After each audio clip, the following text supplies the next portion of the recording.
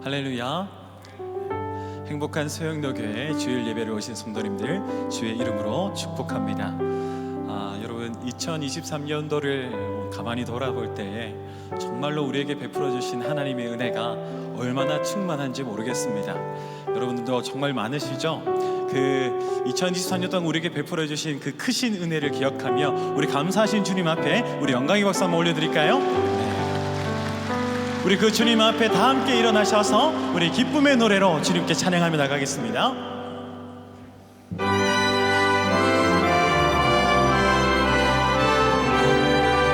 우리 주님을 찬양합니다. 기뻐하며 경배하세.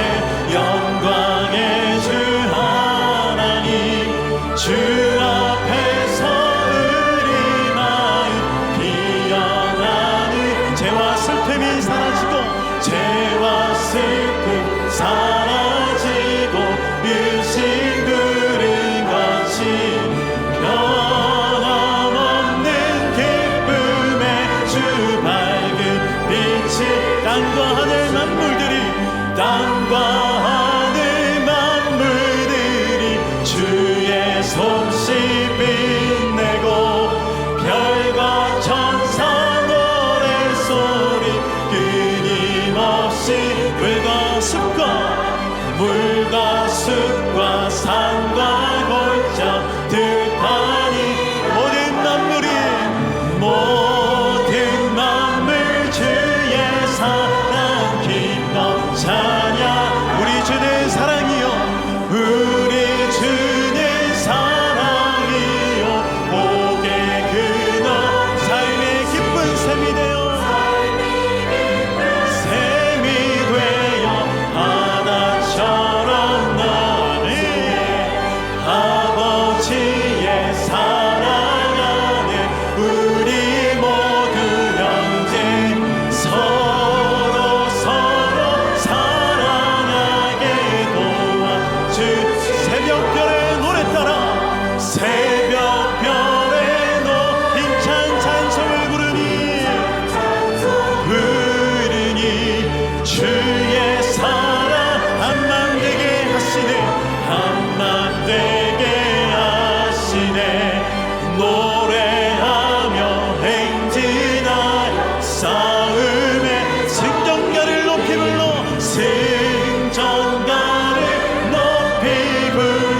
주께 영광도 미세. 우리 주는 위대하시며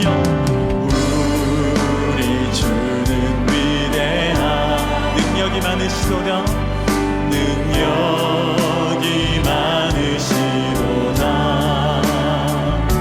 그의 지혜 무궁한 인자는 영원하도다.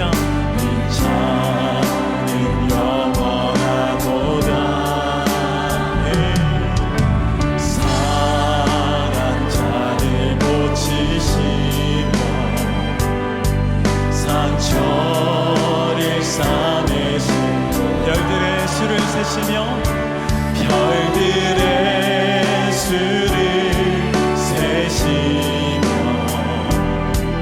이름을 붙이셨도. 우리 믿음으로 선포할까요? 그가 구름으로 하늘을 덮으시며 땅을 위하여 비준비하신 우리 함께 예루살렘아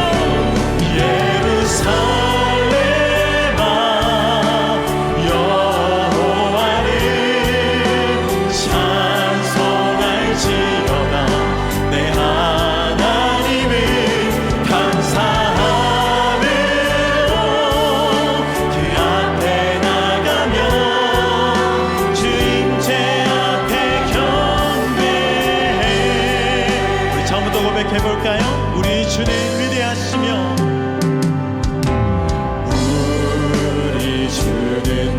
위대하며 능력이 많으시도다. 그의 지혜 무궁한 인자는 영원하시도다. 인자는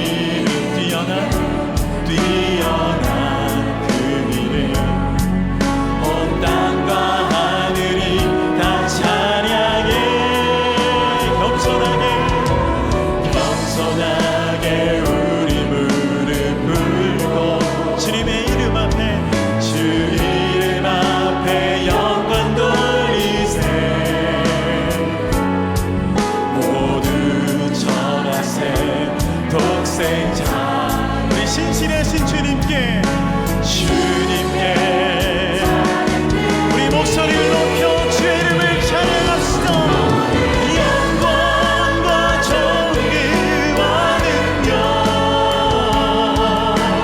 받으소서. 주님 받으소서. 영광과 존귀와 능력 주만 받으소서. 받으소서. 그리스도 살아.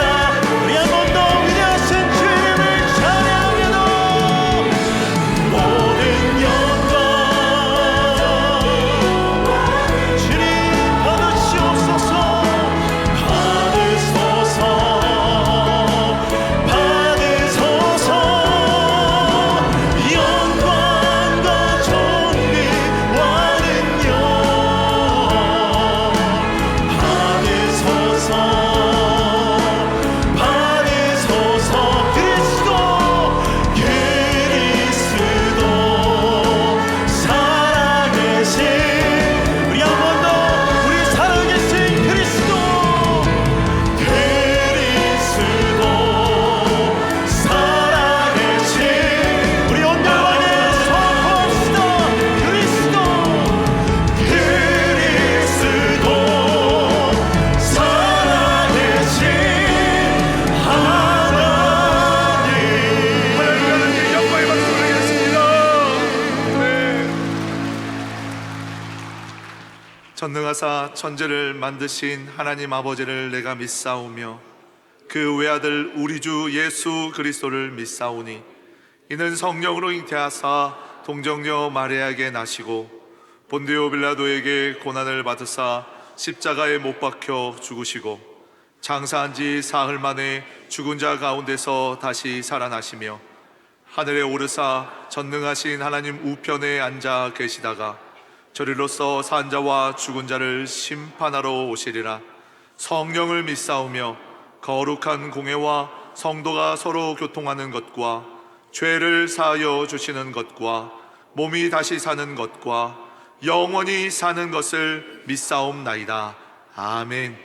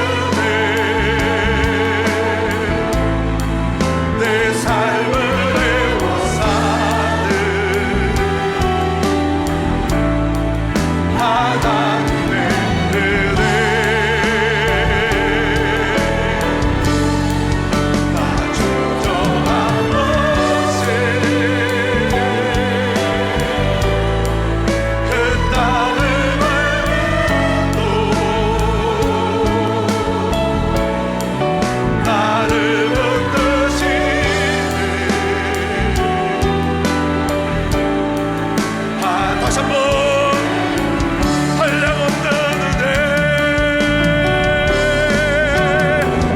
한량없는 은혜, 갚을 길 없는 은혜, 내 삶을 에워싸는 하나님의 은혜. 난 주저한 것이 그 땅을 밟고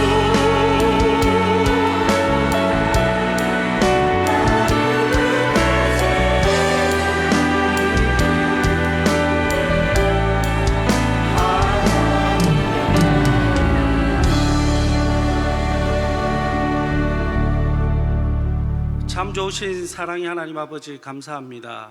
오늘 이 시간 영과 진리로 올려드리는 온전한 예배를 통해 오직 하나님만 영광 받으시기를 기도합니다.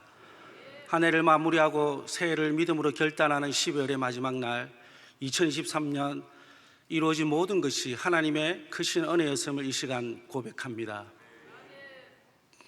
멸망하는 자들에게는 미련한 것이요 구원을 받는 우리에게는 하나님의 능력이 되는 십자가의 도를 허락하셔서 죄로 인하여 하나님과 원수되어 스스로 구원의 길로 나아갈 수 없을 때 2000년 전 골고다 언덕 가운데 사랑하는 아들 예수 그리스도를 십자가에 내어주시고 우리의 죄와 허물을 덮어주신 좋으신 하나님을 찬양합니다. 이 마지막 시대에 그리스도의 재림을 기대하며 우리의 신앙을 돌아보기를 원합니다. 생명으로 나아가는 물은 좁고 그 길이 협착하여 찾는 자가 적은데 우리는 늘 넓고 큰 문으로 들어가 육체의 욕심을 따라 지내며 세상 사람들처럼 세상의 풍속을 따르고 믿음 없이 우리의 눈에 좋아 보이고 아름다워 보이는 헛된 것들을 위해 살아왔음을 이 시간 고백하며 회개합니다. 그들의 열매로 그들을 안다고 말씀하신 주님의 말씀을 이 시간 기억합니다. 하나님 아버지 앞에 믿음을 보여야 할 때 열매 없는 믿음이 되지 않기를 두려워하며 기도합니다. 성령 하나님, 이 시간 기름 부어 주셔서 성령의 열매와 착하고 옳고 진실한 빛의 열매를 맺는 아름다운 믿음의 좋은 나무가 되게 하여 주셔서 사랑으로 이웃을 섬기고 나누게 하셔서 복음으로 모든 사람이 구원을 받으며 진리를 아는 데 이르기를 기도합니다. 하나님 아버지, 이 세상은 전쟁과 기근과 생명의 위협으로 고통 가운데 있습니다. 하나님께서 이 땅을 긍휼히 여겨 주셔서 이스라엘과 하마스의 전쟁 가운데 또 러시아와 우크라이나의 전쟁 가운데 참혹한 결과가 생기지 아니하도록 인도하여 주시기를 원합니다. 세계 곳곳에서 생명을 다해 주의 복음을 전하는 선교사님들을 축복하여 주셔서 그들을 통해 이 땅 가운데 주의 복음이 전거되어 급하고 강한 바람과 같은 성령의 역사가 바다처럼 충만히 임하여 온 열방이 하나님을 예배하는 그날이 오게 하여 주시기를 기도합니다. 이 나라를 다스리는 정치가들을 하나님 인도하여 주셔서 하나님을 경외하게 하시고 국민들의 실상을 보게 하셔서 그들이 좋은 법안과 또 행하는 모든 것들을 통해서 그리스도로 말미암아 정말 이 땅 가운데 평화가 오게 하여 주시기를 소원합니다. 지금으로부터 48년 전 수영로교회를 선교교회로 부산 땅 가운데 세워주시고 복음의 또 전처기지로 사용하여 주셔서 수많은 영혼들이 구원받게 하여 주심을 감사합니다. 하나님께서 우리의 영안을 열어주셔서 앞으로의 50년과 미래 세대를 믿음으로 잘 준비하여 한국교회와 세계교회를 살리는 복음적 교회가 되게 하여 주시옵소서. 3주간 진행되는 특별 새벽기도회를 통하여 무엇보다도 수영로 공동체가 말씀 앞에 하나 되게 하여 주시고 고난을 통한 하나님의 뜻을 깨달아 정금과 같은 인생으로 변화되어 성령의 도구로 쓰임받는 놀라운 일들이 일어나게 하여 주시옵소서. 사랑하는 담임 목사님에게 영육간의 강건함을 더하여 주시고 지혜와 계시의 영으로 충만케 하시사 시대를 분별하는 말씀을 선포할 때에 그 말씀으로 많은 사람들이 변화되어 믿음의 표대를 향해 끊임없이 달려갈 수 있도록 인도하여 주시기를 기도합니다. 정성껏 준비한 찬양대와 관현악단의 찬양을 기쁨으로 받아주시고 오늘 이 예배의 시간이 오직 하나님께만 영광이 되는 복된 시간으로 삼아 주시옵소서. 이 모든 말씀 우리를 구원하신 예수님 이름으로 기도합니다. 아멘.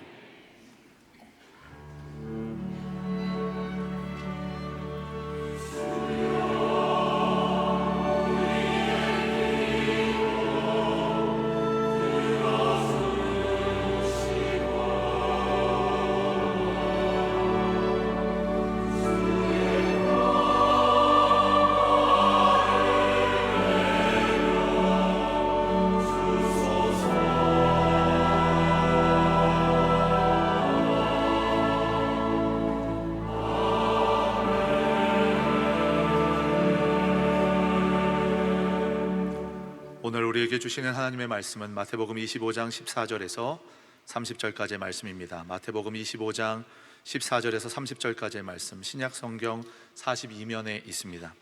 마태복음 25장 14절에서 30절까지의 말씀을 제가 봉독해 올리겠습니다.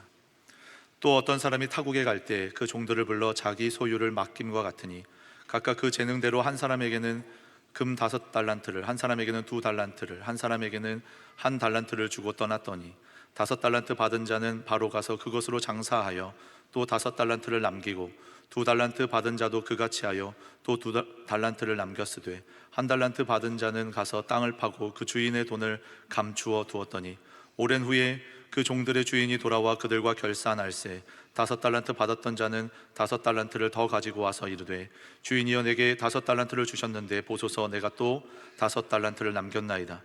그 주인이 이르되 잘하였다 착하고 충성된 종아, 네가 적은 일에 충성하였음에 내가 많은 것을 네게 맡기리니 네 주인의 즐거움에 참여할지어다 하고 2달란트 받았던 자도 와서 이르되 주인이여 내게 2달란트를 주셨는데 보소서 내가 또 2달란트를 남겼나이다. 그 주인이 이르되 잘하였다 착하고 충성된 종아, 네가 적은 일에 충성하였음에 내가 많은 것을 네게 맡기리니 네 주인의 즐거움에 참여할지어다 하고 1달란트 받았던 자는 와서 이르되 주인이여 당신은 굳은 사람이라 심지 않은 데서 거두고 해치지 않은 데서 모으는 줄을 내가 알았으므로 두려워하여 나가서 당신의 달란트를 땅에 감추어 두었었나이다. 보소서 당신의 것을 가지셨나이다. 그 주인이 대답하여 이르되 악하고 게으른 종아, 나는 심지 않은 데서 거두고 해치지 않은 데서 모으는 줄로 내가 알았느냐? 그러면 내가 마땅히 내 돈을 취리하는 자들에게나 맡겼다가 내가 돌아와서 내 원금과 이자를 받게 하였을 것이니라 하고 그에게서 그 1달란트를 빼앗아 10달란트 가진 자에게 주라. 무릇 있는 자는 받아 풍족하게 되고 없는 자는 그 있는 것까지 빼앗기리라. 이 무익한 종을 바깥 어두운 데로 내쫓으라. 거기서 슬피 울며 이를 갈리라 하니라. 아멘.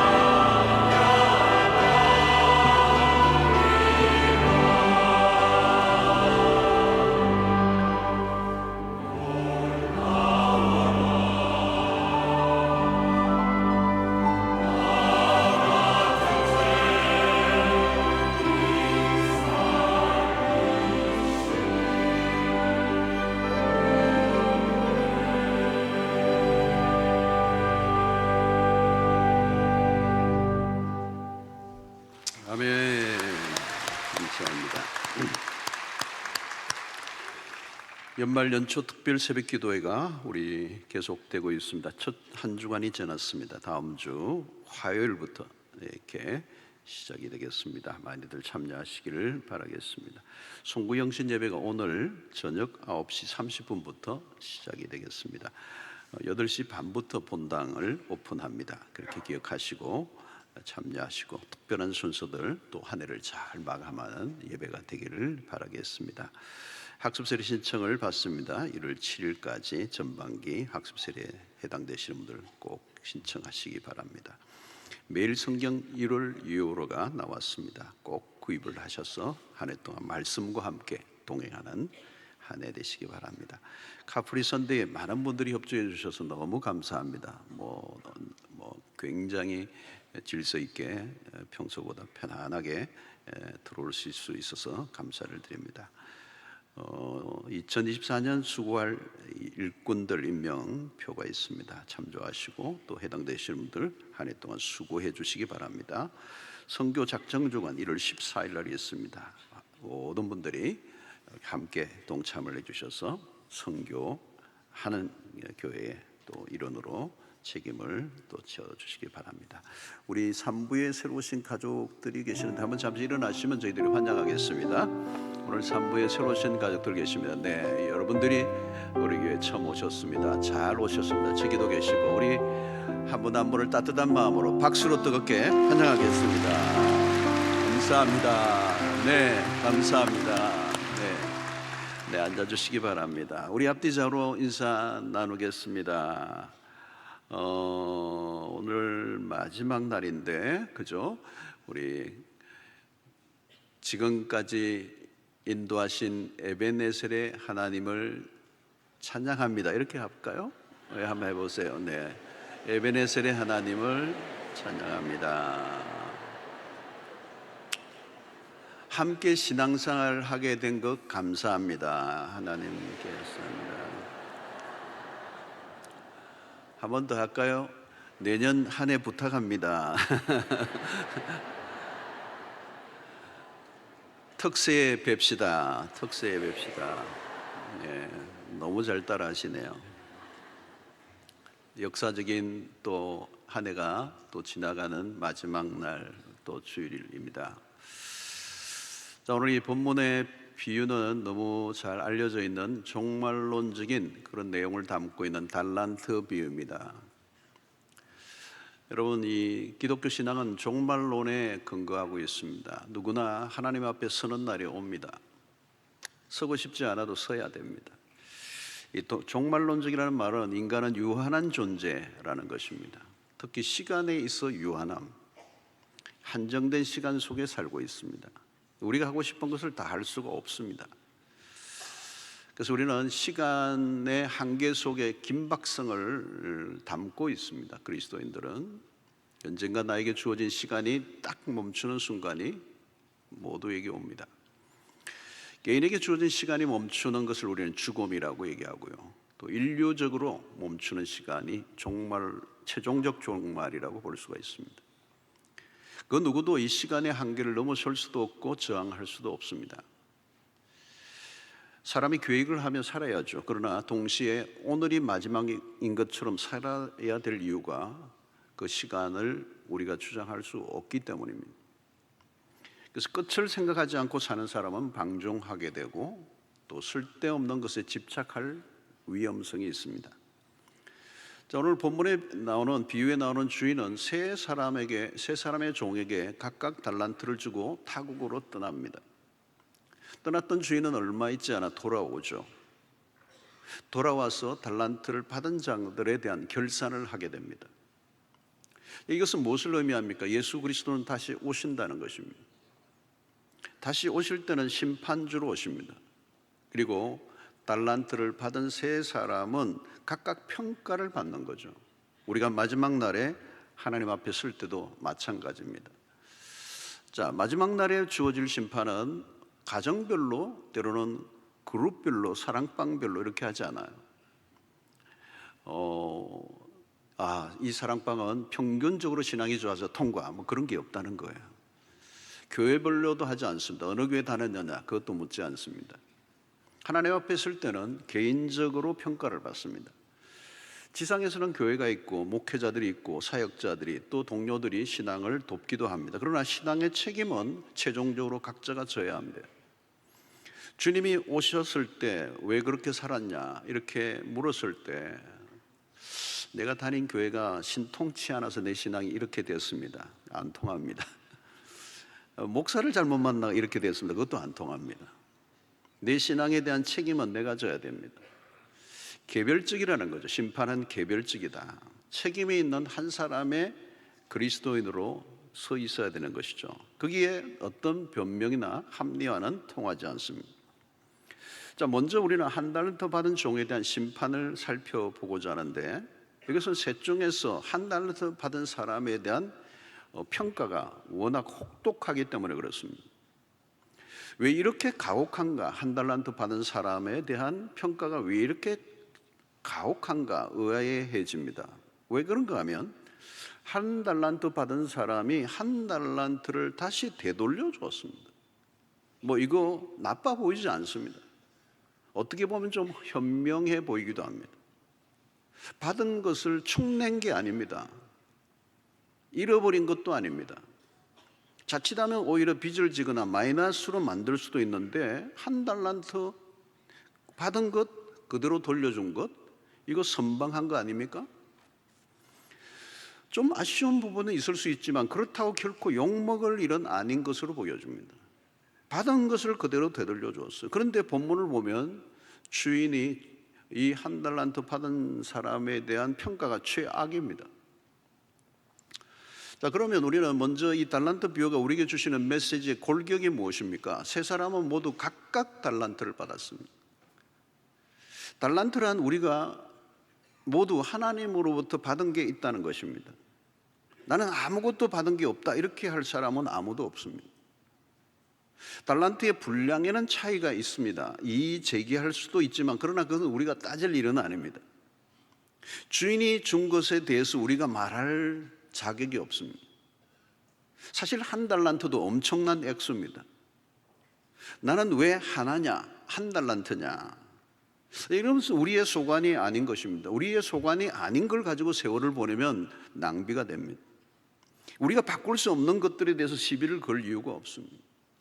내가 왜 한국인으로 태어났는가? 내 외모는 왜 이런가? 우리 집안은 왜 이런 집안에 내가 태어났는가? 내 머리는 왜 별로 안 좋은가? 이건 우리가 다룰 영역이 아닙니다. 의미 없는 질문입니다. 내가 결정한 것도 아니고 내가 바꿀 수 있는 것도 아닙니다. 내가 받은 달란트는 정해진 것입니다. 여기에 대해서 왈가왈부할 것은 의미가 없어요. 중요한 것은 주어진 것에 대한 반응입니다. 그러니까 하나님이 언젠가 우리에게 물으시는 것도 그겁니다. 나에게 주어진 것에 대한 반응이에요. 이 받은 것을 어떻게 다룰 것인가 그게 과제입니다. 분명한 것은 하나님이 무엇인가 각자에게 주셨다는 겁니다. 받은 것이 분명합니다. 지금 나라는 존재 자체, 나에게 주어진 이 생명 자체, 나에게 주어진 이 시간이라고 하는 것, 나에게 주어진 이 자유라고 하는 것, 나에게 주어진 이 복음이라고 하는 것, 나를 통해 나와 함께 맺혀져 있는 이 모든 관계들 이거 다 주어진 것들입니다. 뭐 셀 수 없이 많이 있습니다. 문제는 한 달란트 받은 사람이 주인으로부터 받은 것을 땅에 묻어버렸습니다. 치명적인 실수입니다. 주인의 책만 이 부분입니다. 아무것도 하지 않은 것에 대한 심판. 삶의 태도는 그냥 만들어진 게 아니죠. 왜 한 달란트 받은 사람에게 이런 태도가 나왔을까? 그 안에는 두려움이라는 게 있습니다. 주인에 대한 두려움. 자, 24절을 보면 한 달란트 받았던 자는 와서 이르되 주인이여 당신은 굳은 사람이라 심지 않은 데서 거두고 해치지 않은 데서 모으는 줄을 내가 알았으므로 이랬어요. 그러니까 주인을 굳은 사람으로 봤다. 이 굳은 사람이라는 말은 주인은 굉장히 냉엄하고 무서운 사람이고 아주 인색하고 자기 이익만 챙기는 사람이라는 인식입니다. 조금도 자비가 없는 냉엄한 주인이기 때문에 스플릿 시도하다가 달란트를 잃어버린다면 받게 될 처분이 두려웠던 거죠. 실패할 것에 대한 두려움, 심판에 대한 두려움, 그 두려움이 달란트를 받자 말자 몸이 얼어붙었던 거죠. 그래서 25절에 이렇게 나옵니다. 두려워하여 나가서 당신의 달란트를 땅에 감추어 두었나이다. 이 묻었던 이유가 두려워했다는 거예요. 여러분, 두려움을 가진 사람들의 살아가는 방식이 있습니다. 소극적입니다. 피해의식에 사로잡혀 있어요. 행동하지 않으려고 합니다. 몸도 마음도 움츠려져 있어요. 무엇을 해도 망할 것 같은 생각이 듭니다. 100% 안전이 보장이 되어야 움직이는 거예요. 근데 세상에 100% 보장되는 게 어디 있어요? 그러니까 항상 결론이 똑같습니다. 안 하는 게 잘하는 것이다, 이렇게 생각하고 있는 거예요. 결국 자신에게 주어진 것들을 파묻어 버렸습니다. 심을 줄 모르는 거죠. 여러분, 심는 것과 묻는 것은 다른 거죠. 심는 것은 재생산이라면 묻어버리는 건 비생산입니다. 모든 것을 묻어버리는 사람들이 있습니다. 자신의 경험을 묻어버립니다. 자신이 가진 자원을 묻어버립니다. 심지어 자기의 감정마저도 묻어버립니다. 모든 걸 억제해버립니다. 기쁘면 기쁘다, 슬프다, 슬프면 슬프다고 해야 합니다. 그런데 억눌러버려요. 그러니까 그게 병이 되는 겁니다. 책임을 지지 않으려고 합니다. 삶이 갈수록 좁아집니다. 여러분, 코로나 이후에 소극적으로 살아가는 사람들이 꽤 많아졌습니다. 노출을 꺼려합니다. 잠수를 탑니다. 언둔형이 많아졌습니다. 나 조용히 살래.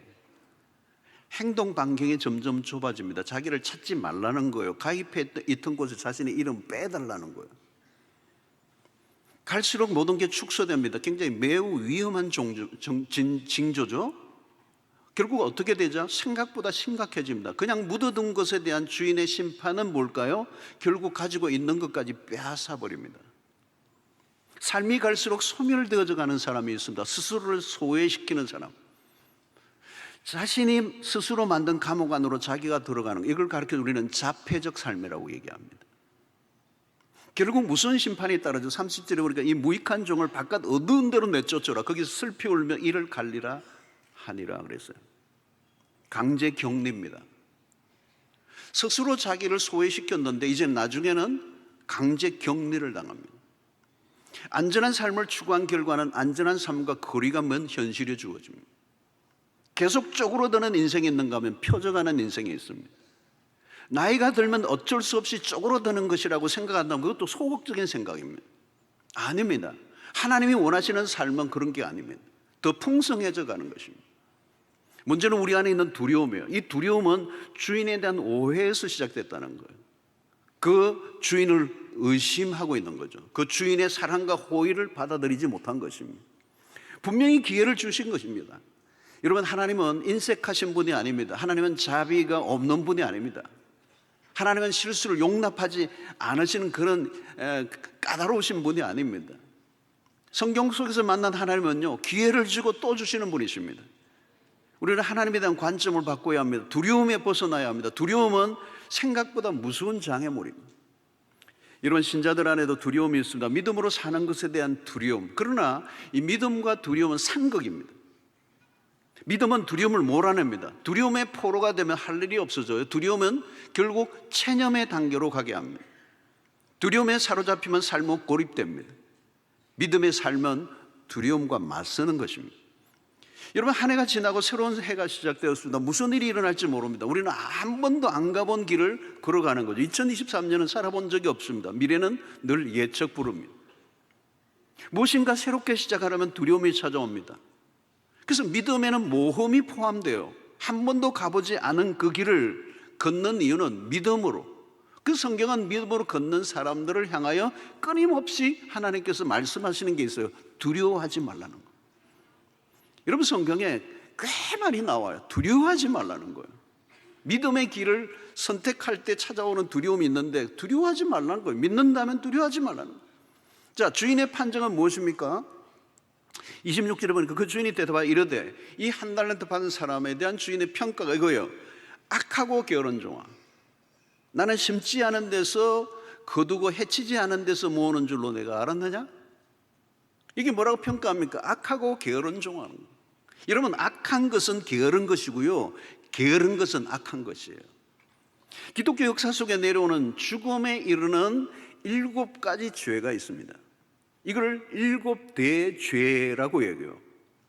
교만, 시기, 분노, 나태, 탐욕, 탐식, 정욕, 이게 7가지 대죄입니다. 그 중에 하나가 바로 게으름이라고 하는 것입니다.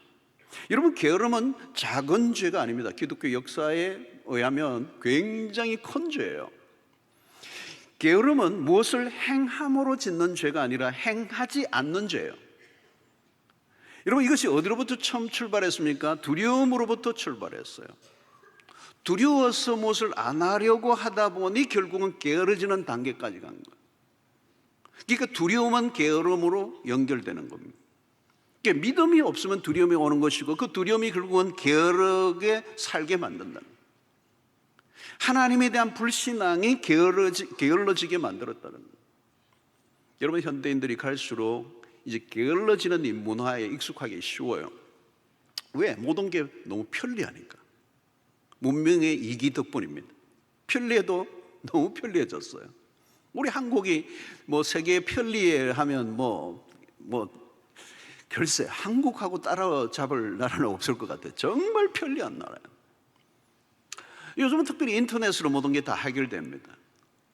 클릭 한 번으로 다 해결이 돼요. 모든 게 원하는 순간 단번에 all automatic이에요. 또 상업주의는 더 편리하게 편안하게 해주려고 합니다. 더 게을러지게 하죠. 미래 사회는 AI가 우리의 생각마저 대신해 줄지도 모릅니다. 여러분, 우리로 하여금 점점 게을러지게 하는 이 문화, 여러분, 이 나태, 게으름은 무기력하게 만드는 영혼의 병으로 지적을 합니다. 자, 그런데 이 나태는 어디로부터 나오는가? 거슬러 올라가면 무관심에서 나옵니다. 모든 것에 무관심으로 대하는 거예요. 흥미 없습니다. 왜 관심이 없을까요? 냉담한 마음이에요. 그 안에 사랑하는 마음이 없습니다. 무정한 마음이라고 그러죠. 냉정합니다. 싸늘하게 식은 가슴입니다. 느낌이 별로 없어요. 얼굴에도 써놨어요. 느낌 없음. 써놨어요. 요즘 소시오패스, 사이코패스 이런 단어들을 심심찮게 우리 사회에서 듣고 있습니다. 왜 이런 증상들이 일어나죠? 공통점은 타인에 대한 관심이 없음이에요. 그것으로 끝나는 것이 아니라 다른 사람의 고통에도 관심이 없음. 여러분, 고통하는 사람을 보면 고통하는 마음이 있어야 정상이에요. 타인의 고통과 아픔에 공감을 해야 정상입니다. 그런데 그게 없어져 버린 거예요. 자, 그러면 더 나아가면 어떤 증상이 나타납니까? 타인의 고통에 관심이 없는 정도가 아니라 타인의 고통에 쾌감을 느끼는 거예요. 중증입니다. 그런데 여러분, 이게 실제로 우리 사회에 굉장히 많이 일어나고 있는 증상이에요. 여러분, 게으름이라는 것은 간단한 문제가 아닙니다. 나 외에 다른 것에 별 관심이 없어요. 왜 게을러졌는가? 관심이 없다니까요. 여러분, 관심이 없으면 결국 아무것도 행하지 않습니다. 그 관심이 우리를 뭔가로 이끌잖아요. 그 관심이 없는 거예요. 그래서 현대인들이 발견되는 모습이 뭡니까? 자기 외에는 관심 없습니다. 이걸 가리켜서 우리는 병적 자기애라고 얘기합니다. 여기에 핸드폰도 한몫합니다, 여러분. 사람들은 핸드폰을 손에 쥐고 눈을 떼지 않습니다. 가족 간에도 앉아있는데 각자 핸드폰 들여다보고 있습니다. 가족을 바라보아야 할 시선을 핸드폰에게 빼앗겼어요. 아이를 바라보아야 할 엄마의 눈도 핸드폰에 빼앗겨 있어요. 이웃에게 돌려야 할 시선이 핸드폰에게 집중하고 있어요. 무슨 것은 운전할 때도 핸드폰을 보는 거예요. 작은 기계에 시간을 바친 사람의 가슴은 갈수록 싸늘해집니다. 이웃을 향해 내밀어야 할 손에는 핸드폰이 굳게 쥐어져 있습니다. 삶이 갈수록 고립됩니다. 자신도 모르게 이기적이게 됩니다. 자기 하나 돌보는 일에도 힘들어합니다. 모든 걸 묻어버립니다. 시간을 묻어버립니다. 따뜻한 관계들도 묻어버립니다. 자기의 감정도 묻어버립니다. 억제해버립니다. 기쁨도 슬픔도 묻어버려요. 눌러버려요. 여기서 뭐가 오죠? 공감의 기능이 사라져버려요. 그러면 어떻게 됩니까? 갈수록 사람이 차가워진다가 아니라 잔인해진다는 거예요. 여러분, 게으른 사람은 결국 어디로 가요? 잔인한 겁니다. 냉혹해지는 겁니다. 오늘 주인의 평가를 보십시오. 악하고 게으른 종아. 게으른 사람은 무정한 사람이에요. 게으름은 사랑을 할 수 없습니다. 사랑은 부지런해야 가능합니다. 저절로 사랑이 이루어지지 않죠. 사랑에는 어마어마한 수고가 따릅니다. 그리고 사랑하면 가만히 있을 수가 없습니다. 생산적이고 창의적인 삶을 살게 됩니다. 그러나 게으른 삶은 메말라져 갑니다. 그 삶은 지루해요. 기쁨이 없어요. 비관적이에요. 우울해질 수밖에 없는 것입니다. 자신의 삶을 스스로 파괴합니다. 그것을 우리는 소멸이라고 그래요. 삶의 계획도 목적도 의미도 없고 소망도 없습니다. 여러분, 하나님이 주신 것을 파묻으면 안 돼요. 묻어버리는 것은 은닉으로 끝나는 것이 아니라 성경은 그것을 악이라고 얘기하는 것입니다. 자, 그러면 우리는 5달란트와 2달란트를 받은 사람들을 잠시 보아야 됩니다. 16절에 보니까 5달란트 받은 자는 바로 가서 그것으로 장사하여 또 5달란트를 남기고 그랬습니다. 여기 중요한 것은 남기다는 거예요. 달란트를 주인이 맡긴 목적은 남기라고 준 거예요. 남겨야 되는 거예요. 1달란트 받은 사람의 결정적 실수는 남기지 않았다는 거예요. 이게 악한 거라는 거예요. 1달란트 받은 자에 대한 주인의 책망을 보세요. 27절에 그러면 내가 마땅히 내 존을 치리하는 자들에게나 맡겼다가 내가 돌아와서 내 원금과 이자를 받게 했을 것이다. 이 말이 뭐예요? 하다못해 빌려주어서라도 이자라도 받았어야 되는 거 아니냐 이 얘기예요. 남겨야 되는 거예요. 자, 5달란트 2달란트 받은 사람은 남겼습니다. 1달란트 받은 사람은 바로 5달란트 2달란트 받은 사람은 바로 가서 장사했다는 거예요. 1달란트 받은 사람은 바로 가서 땅을 파버렸어요. 그런데 2달란트 5달란트 받은 종은 바로 가서 그것으로 장사. 여기 바로라는 단어가 at once, 순발력이에요. 지체하지 않았어요. 여러분, 순종하는 사람들의 특징이 하나 있습니다. 순발력입니다. 오래 머뭇거리지 않아요. 순종하는 사람과 불순종하는 사람의 차이는 그리 크지 않습니다. 불순종하는 사람도 순종하려고 했어요. 그런데 미룬 거예요. 미루면 불순종으로 가는 거예요. 순종은 즉각적이어야 돼요. 말씀에 대한 순발력이 중요합니다. 다르게 산 사람들은 말씀이 주어질 때 순종이 빨라요. 오래 고민하지 않습니다. 여기 바로 갔어라고 하는 거죠. 자, 여기 또 하나 중요한 것은 바로 가서 뭘 했다고요? 장사를 했다는 거예요. 여러분, 장사했다는 것은 무엇을 의미합니까? 움직였다, 행동했다는 거예요. 고민하지 않고 고민하고 있지 않았다는 거예요. 받은 것에 대해서 적극적인 반응을 한 것입니다. 여러분, 장사가 뭡니까? 주고받는 행위를 통하여 남기는 것입니다. 내가 가진 것을 주고 돈을 받는 행위. 그 과정에서 주어지는 것이 이익입니다. 이 장사는 생산적인 거예요. 자기가 가진 것으로 무엇인가를 만들어내야 장사를 하는 거죠. 새로운 신상을 만들어내야 팔고 이윤을 남길 수 있어요. 좋은 것을 만들어내려면 무엇인가 계속 생각하고 움직여야 됩니다. 그것이 자신에게 맡겨진 것에 대한 지혜로운 태도라고 얘기하는 것입니다. 여러분, 우리의 삶은 끊임없이 주고받는 일을 계속합니다. 세상이 돌아가는 힘도 주고받는 행위를 통해서 일어납니다. 모두 자기 자신이 가지고 있는 것만 움켜쥐고 있다면 다 같이 죽는 거예요. 나는 무엇인가 줄 것이 있고 그것을 받아서 기뻐하는 사람이 있다는 것은 좋은 일인 것이죠. 이것이 본래 주인이 의도하는 것이다. 하나님은 우리에게 복을 주시는 분입니다. 하나님의 축복은 풍성합니다. 여러분, 우리가 새벽에 요즘 살펴보는 이 요셉의 스토리도 마찬가지예요. 보디발의 집에 노예로 있었지만 하나님이 요셉에게 복을 주시는데, 요셉에게만 복을 주시는 게 아니라 요셉 때문에 요셉에 있는 보디발의 집도 복을 받아요. 그러니까 하나님이 그 요셉에 있는 그 보디발의 집까지 복을 주시는 이유는 뭐냐? 그것은 요셉을 믿는 하나님이 복의 하나님이라는 걸 알려주시기 위해서 하십니다.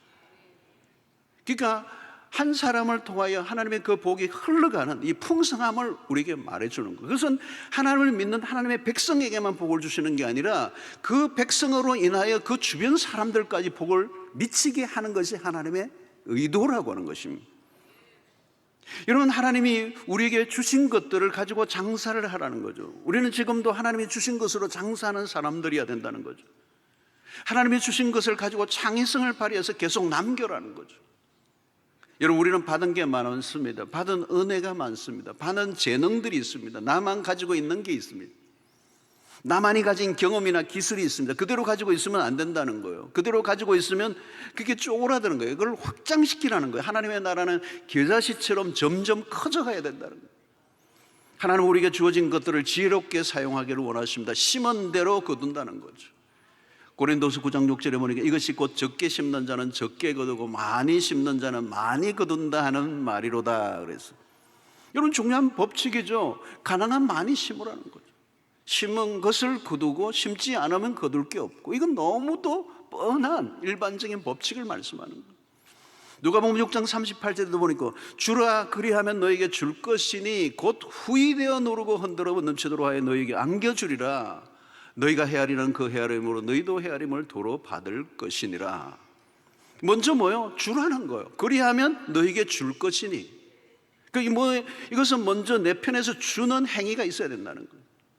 나는 주지도 않았는데 돌아올 리가 없다는 거예요. 그런데 주었는데 너무도 후이되어 흔들어 넘치도록 우리에게 안겨주는 이 보상의 원리, 돌아오는 게 더 많아.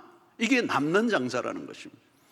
여러분, 내가 전도를 어떤 사람에게 했어요. 받은 복음을 내가 가지고 있지 않고 누구에겐가 나누어 줬어요. 그런데 그 복음을 받은 사람이 신앙생활을 너무 잘하는 거예요. 그리고 그 신앙생활을 잘할 뿐만 아니라 또 다른 사람에게 전도를 하고 양육하고 하는 거죠. 이거 장사를 잘한 겁니다. 내가 예수를 믿고 끝났다 보면, 나 혼자 예수 믿고 끝나버렸다면 그대로 묻어둔 것입니다. 그러나 나를 통하여 또 다른 사람이 예수를 믿는다면 그건 남긴 것이에요. 내가 누군가를 지속적으로 위로하며 섬겼습니다. 그래서 그분이 어려움 중에서 살아났어요. 그 살아난 사람이 자기 혼자 살아난 게 아니고 살아난 그 경험, 누군가 나를 끊임없이 위로해 줌으로 내가 살아난 그 경험에 너무 감격해서 이제 눈을 떴어요. 나도 저분처럼 살아야 되겠다 해서 주변의 사람들을 도와주기 시작하고 위로해 주기 시작하면 그게 남는 장사 된 거예요. 자신이 어떤 고통을 겪다 보니 자신과 비슷한 고통을 겪는 사람들이 보여요. 그래서 다른 사람과 함께 그 경험을 나누고 그를 도와주는 거, 이게 남는 장사라는 거예요. 자신이 가진 것을 부지런히 나누는 일을 좋아하는 사람들이 있어. 누군가를 용서하면 그 용서가 돌아오는 거, 이게 남는 장사라는 거예요. 주고받는 원리는 가만히 있지만 가지고만 있지 않는다. 적극적인 삶이라는 거죠. 여러분, 마태복음 7장 12절에 보면 그러므로 무엇이든지 남에게 대접을 받고자 하는 대로 너희도 남을 대접하라. 이것이 율법이요 선지자니라. 여러분, 이 말씀은 골든 룰이라고 그러잖아요. 황금률이라고 그래요. 어마어마한 비밀이 이 안에 들어있다는 거잖아요. 너희가 남에게 대접을 받고자 하는 마음이 있으면 남을 대접하라는 거죠. 근데 대부분의 사람들은 너 대접하는 거 보고 내가 하겠다. 그 생각은 매우 소극적이고 게으른 생각이에요. 그러면 아무 일도 일어나지 않는다는 거예요. 대부분은 다른 상대가 하는 거에 따라서 반응하는 거예요. 그게 너무너무 소극적이라는 거예요. 그러면 아무 일도 일어나지 않아요. 내가 받을 것을 먼저 생각하면 그것은 매우 게으른 생각이에요. 게으른 태도라는 거죠. 여러분, 이 마태복음 7장 12절에는 놀라운 비밀이 들어있습니다. 장사하여 남기는 삶은다는 거, 생각 자체가 달라요. 먼저 주는 쪽을 선택하는 겁니다.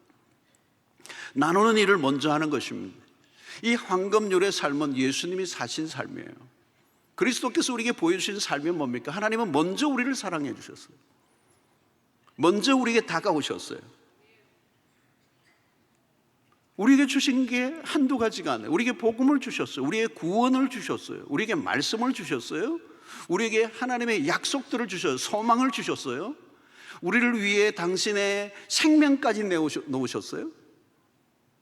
여러분, 하나님에게는 주시되 아낀다는 개념이 없습니다. 하나님은 자기 아들까지 아끼지 아니하시고 우리 모든 사람을 위하여 내어주셨어요.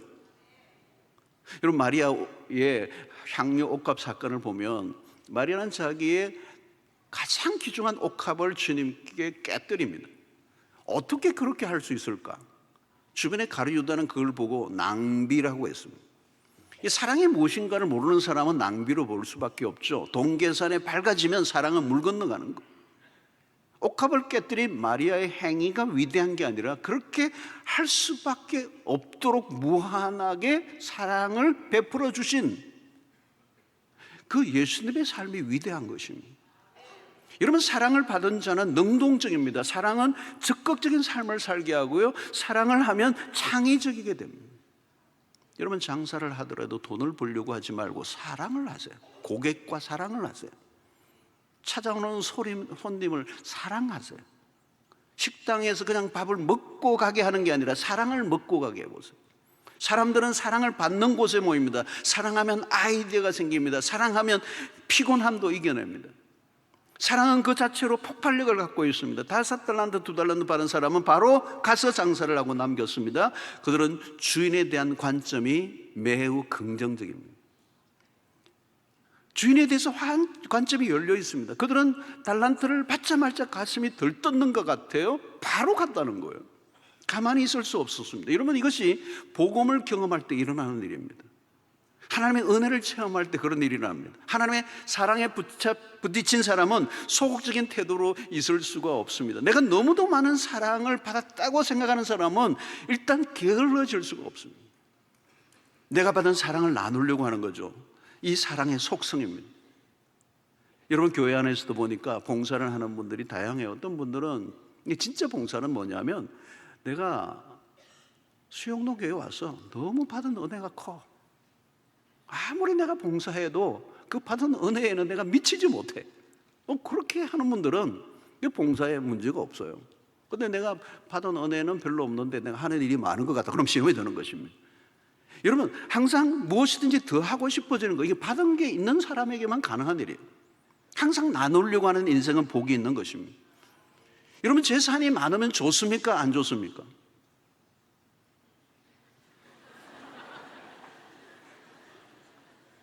좋죠.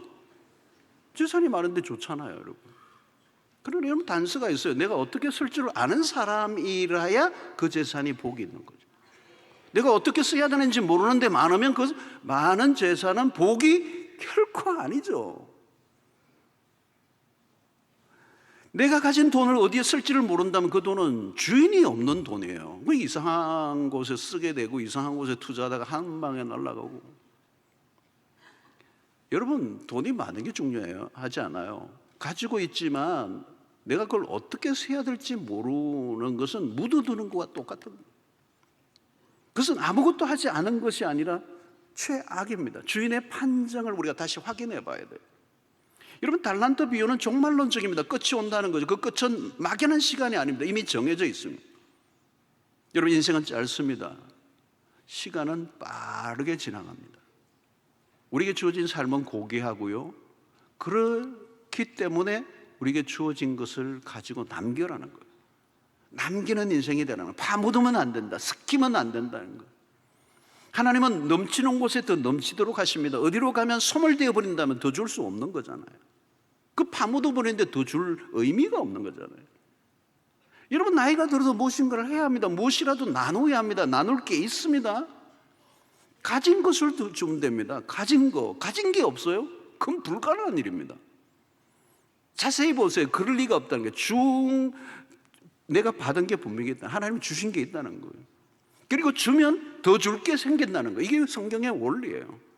넘치는 곳에 더 넘치도록 하시겠다는 거예요. 28절에 보세요. 그에게서 그 한 달란트를 빼앗아 10달란트 가진 자에게 주라는 거예요. 배가 되었어요. 있는 사람은 더 배가 되었어요.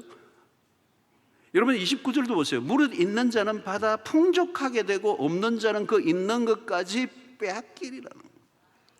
이게 하나님의 나라의 원리예요. 갈수록 더 확장하고 풍성하게 가지는 게 맞습니다. 우리는 줄 게 있고 우리는 받은 게 많아요. 여러분, 세상에 우리에게 줄 게 별로 없어요. 그런데 우리는 세상에 줄 게 있다는 거예요. 우리가 받은 이 복음, 우리가 가지고 있는 이 진리, 우리가 가지고 있는 이 모시고 있는 예수 그리스도, 우리가 가진 것을 나누어 줄 때 사람을 살리는 역사가 일어날 수 있고, 주변에 힘들고 지쳐있는 사람들을 얼마든지 일으킬 수 있는 복음이 우리에게 있다는 것이죠. 유명한 미국의 존 파이퍼 목사는 암을 낭비하지 마십시오, 이런 책을 썼어요. 무슨 말인가요? 여러분, 이 존 파이퍼 목사님, 미국의 이 남침대교회 목사로서 굉장히 설교가로 탁월한 분으로 알려져 있지 않습니까? 그분 이제 암에 걸렸어요. 암에 걸려서 투병을 오랫동안 해왔습니다. 그러면서 자신이 죽음의 그 사선에서 그 싸우면서 받았던 독특한 은혜가 있어. 그 은혜를 나누어야 된다는 생각을 하게 된 거예요. 그 암이 아니면 내가 결코 겪을 수 없는 하나님의 은혜가 있었다. 그걸 그냥 아무에게도 안 하고 감추고 있으면 그 두면 안 된다는 거예요. 그때 그 은혜를 나눌 때 또 누군가 투병중에 있는 사람들이 그 깨달음과 그 은혜에 힘을 얻는 역사예요. 그렇다면 내 암을 통하여 겪었던 하나님의 은혜를 다른 사람과 나누어 또 다른 사람이 그 투병 속에서 힘을 얻을 수 있다면 당신의 암은 낭비된 게 아니라는 거예요.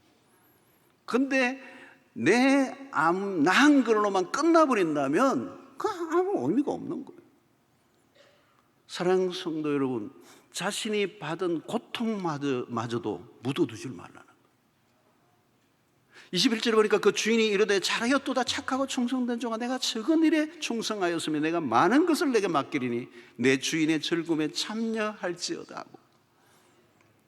여러분, 내 주인의 즐거움에 참여할지어다, 이게 구원이에요. 여러분, 이게 천국이에요.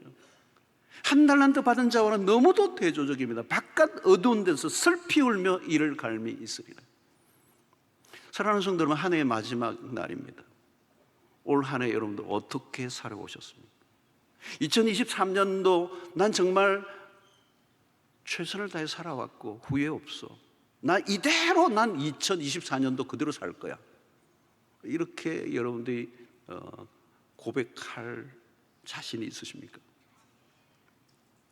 오늘 우리는 한 달란트 혹은 두 달란트, 다섯 달란트 받은 이 세 사람을 살펴보면서 나는 어떤 형태로 살아왔는가를 우린 자기 자신을 한번 살펴볼 시간이 되었으면 좋겠습니다. 이제 한 해가 시작될 것입니다. 그러나 그냥 시작되는 게 아니에요. 그냥 해가 거듭되는 게 아니라 하나님이 한 해를 우리에게 선물로 주신다는 거예요. 한 해를 받는다는 것은 그건 하나님으로부터 부여받는 것입니다. 그것은 또 다른 하나님의 선물이요, 하나님의 기회인 줄로 믿습니다. 2024년 우리는 이 5달란트, 2달란트 받은 자로와 같이 모두가 살아가는 은혜가 있게 되기를 축원합니다. 여러분, 그러므로 이제 올 하루가 지나면 내일은 2024년이라는 역사에 두 번 없는 또 새로운 한 해의 하루를 맞습니다. 그렇다면 5달란트, 2달란트 받은 자로 살아간다는 것은 어떤 것을 의미합니까? 오늘 이 두 사람이 보여줬던 것은 바로 가서 장사할 준비를 한 거예요. 오늘 여러분 1월 1일 시작되면서 right now 내가 무엇을 시작해야 될 것인지, 어떤 것으로 남기는 인생이 될 것인지, 의욕에 차, 기대감에 차서 가슴이 뛰는 그런 새로운 한 해를 맞이할 수 있게 되기를 축원합니다. 주님이 무엇을 하기를 원하실까요? 한 해 2024년 한 해 끝에서 우리는 오늘 2달란트, 5달란트 받았던 사람들, 종들이 받았던 그 칭찬을 우리 모두가 받게 되기를 소원합니다. 착하고 충성된 종아, 내가 잘하였도다.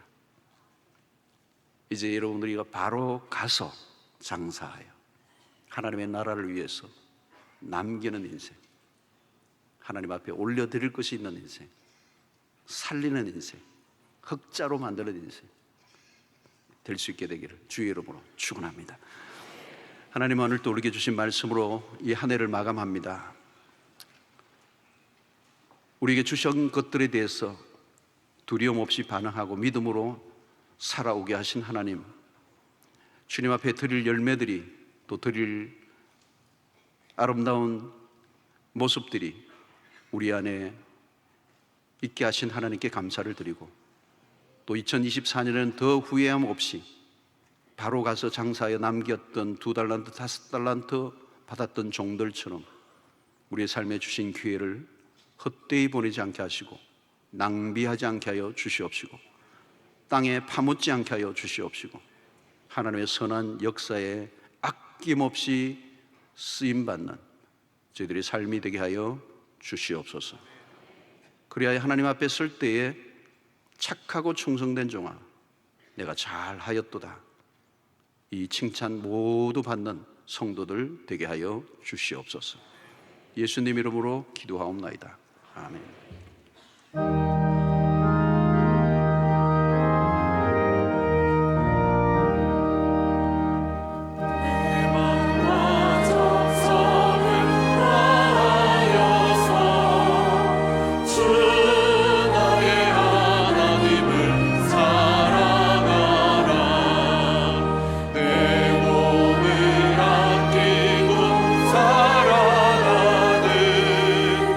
형제와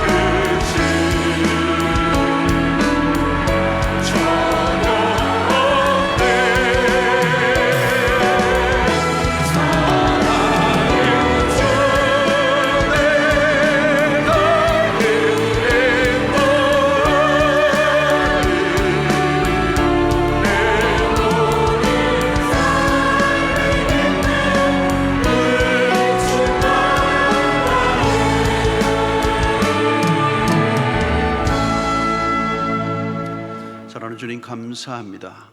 이 한 해 인도하신 하나님께 감사드리며 귀한 물질을 주의 손에 올려드립니다. 하나님 나라와 복음을 위해서 귀하게 쓰여지게 해주시고 드린 손길들마다 하나님의 복으로 충만케 해주셔서 복을 나누고 베푸는 하나님의 통로들이 되도록 우리의 삶을 축복하여 주시옵소서. 이 한 해 동안도 우리의 삶에 무수한 일들이 일어났지만 미끄러질만 할 때 우리를 붙들어 주시고 엎드려지나 아주 엎드려지지 않게 하시고 7번 넘어지나 8번째 일으켜 주시는 하나님의 손길이 있었기에 오늘 이 자리에 저희들이 있는 줄로 믿습니다. 하나님의 은혜에 우리가 무엇으로 보답할 수가 있겠습니까?